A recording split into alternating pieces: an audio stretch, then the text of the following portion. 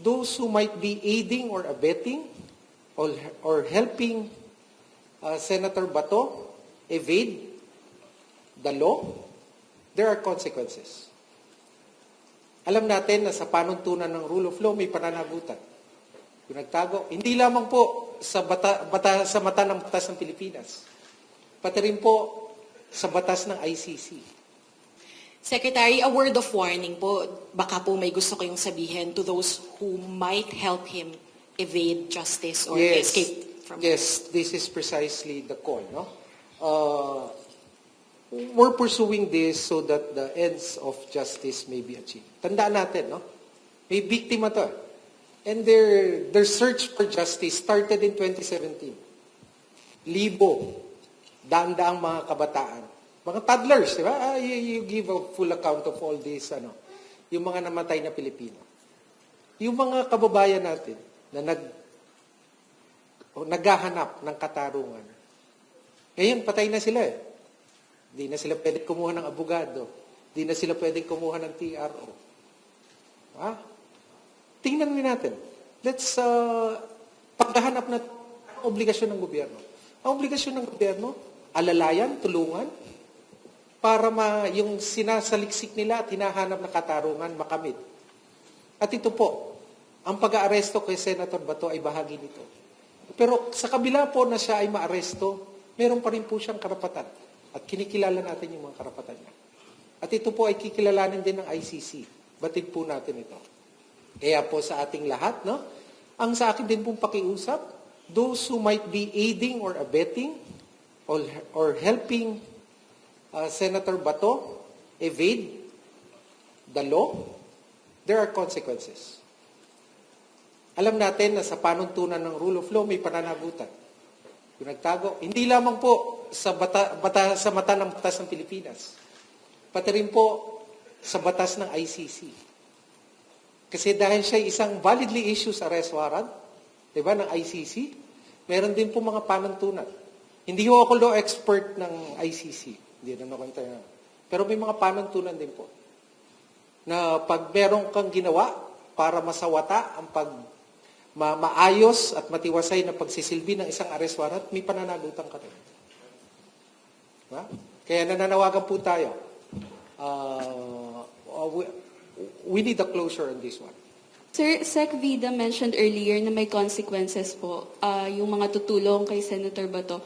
Can you expound, ano po yung mga charges na pwede po nilang kaharapin and ilang taon po kaya yung possible na pagkakakulong po na ibibigay sa kanila? Okay, thank you. Okay, again, ang crimes kasi, they have elements. And the elements will have to jive or to coincide with the factual circumstances. So depende po yan. Kung may mag-aid and abet, well, maraming pwedeng maging charge. Perhaps obstruction to justice. So, but all these things kasi, right now, we could only speculate. Right? Until we have the facts ascertained wholly. Hintayin na lang po natin. No? Attorney, point of clarification lang. Is this the first time the DOJ issued such order to enforce the arrest warrant of ICC against Senator Bato de la Rosa? This will be the first time that, no, okay, so just to be clear, the warrant, ICC warrant has always been valid and enforceable. Okay? It was unsealed May 12. The government recognized it as valid and enforceable. Okay? The directive now is to enforce it. Bakit tinatanong nyo siguro? Bakit now, di ba? Well, we know that previously, when the warrant was attempted to be served onto Senator Bato at the Senate Hall, di ba, in Senate, there was a defense launched. No? Para sabihin na natin na it was the Senate itself. Well, to be clear, factually, the Senate granted him protective custody. So, in respect, in deference to the Senate as a co-equal branch of government, courtesy to them, the directive then was to stand down. Okay, that's one factor. The other factor would be our deference to the courts. Because at that time, alam natin na may pending petition, right, for application for TRO as an interim relief with the Supreme Court. So, now that the factual circumstances have changed, diba? First of all, he's no longer under protective custody of the Senate because he's not in the Senate. Second, the application for TRO has been denied outright by the Supreme Court. So iba na ngayon. That's why this directive is being done now. Pero wala pong earlier order nung May 12 to enforce the arrest warrant? Well, of course, the warrant, it was attempted to be served at that time, di ba? So operationally, hindi na kailangan ng order eh. Okay? Operationally, pag may warrant, ano ba yung gagawin? Is serve. Right? It's not gonna sit there. It doesn't make sense. Thank you. Attorney, good afternoon. I'm Nestor Corrales from Reuters. Will the government be asking or be issuing a whole departure order against Senator Bato? I'm sorry, can you repeat that question? Will there be a whole departure order against Senator Bato? Well, right now we know that there's no HDO.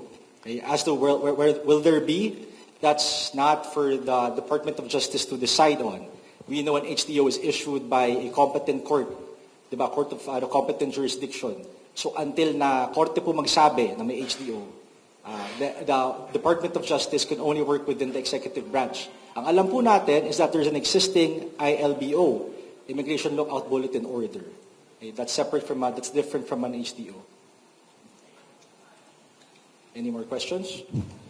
Grant. Bukod po kay Senator Bato de la Rosa, alam natin na meron pang ibang co-perpetrators, sir.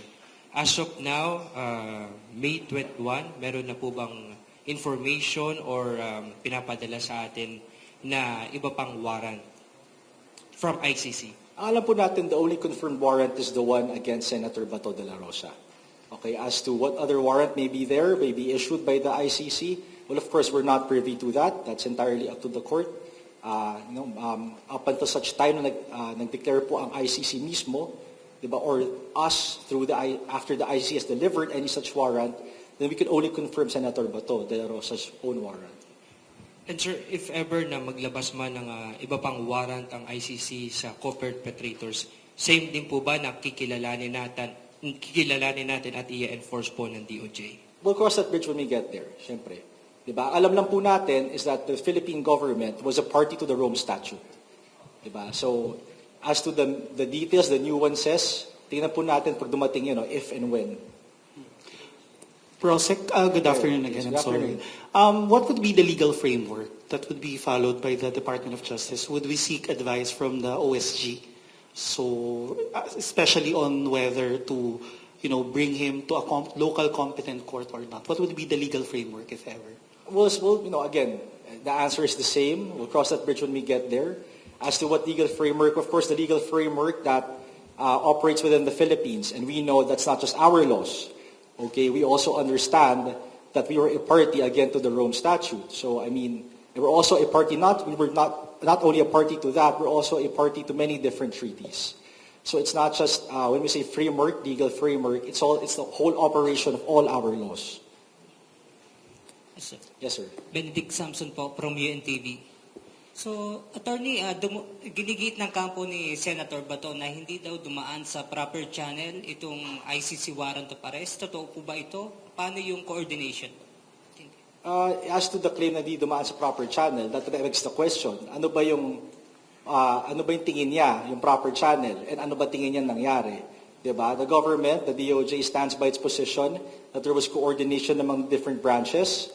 Diba? Contrary to what others may be speculating, that the warrant was delivered to the PCTC and then delivered to the NBI in turn. The NBI's law enforcement then attempted to enforce the warrant. Siyempre, we know what happened at the Senate during the period of May 11 to May 14. Okay? Sir, good afternoon. Sir, pwede bang clarify lang, ano po yung mga possible processes na pagdaanan ni Senator Bato once na maaresto siya or before siya dalhin sa ICC, i-turn over sa ICC? Again, sir, let's just focus po muna tayo sa ngayon. No? Ang alam natin may directive na to enforce the warrant. Okay? He will be arrested if found. Diba? And on that note, we encourage the citizens of the Philippines to exercise their sense of civic duty na kung may leads po. Diba? Again, to echo Secretary Vida, it's crowdsourcing. If any information is available to the department and to the government as to Senator Bato's whereabouts, we encourage everyone, we implore everyone to submit that evidence, to submit that information. As to what gagawin, sir, pag na-aresto siya, syempre, may proseso din po yan. But right now, we'll have to first find out where he is. First to arrest him. That's the goal. Okay, again, with the available information to us, as well as all the information that we can gather from everyone in the country. Attorney, in the absence or not really in the absence of any operation, manhunt, whatever you want to call it, but would you want to call on Senator Bato to turn himself over to the authorities instead? Yes, of course. No, we know na it will make the job of the government easier if an accused or if a fugitive from justice were to surrender himself. Diba? That's as far as we know. Surrender, make our lives easier. Thank you. Secretary. Hi, sir. Okay. Sir. Yes, sir. Yes. So, what's the DOJ or the government's mechanism to ensure that Senator Bato will not escape from the country? Aside from the ILBO, will you be applying for a whole departure order, or is this applicable in the case of Senator Bato? Well, okay, just to be technical, sir, no, you can't apply for a whole departure order because there's no existing case against him. Okay, you may apply for a PHDO, but even then, there will have to be a case pending preliminary investigation, both of which can only be applied for in the courts. All right, so of course we want to follow the law, and the law says that these remedies, provisional as they may be, are only available in the court of law in the Philippines, diba? So what can we do against the ILBO? But not with that being said, syempre may mga mechanism na tayo na to make sure to have oversight over him, right? Hindi naman yan basta-bastang we will let him roam around, just to be clear. The Philippine government has resources, and again, at the same time, we encourage the public to give us information, make our lives easier. Sir, excuse me. On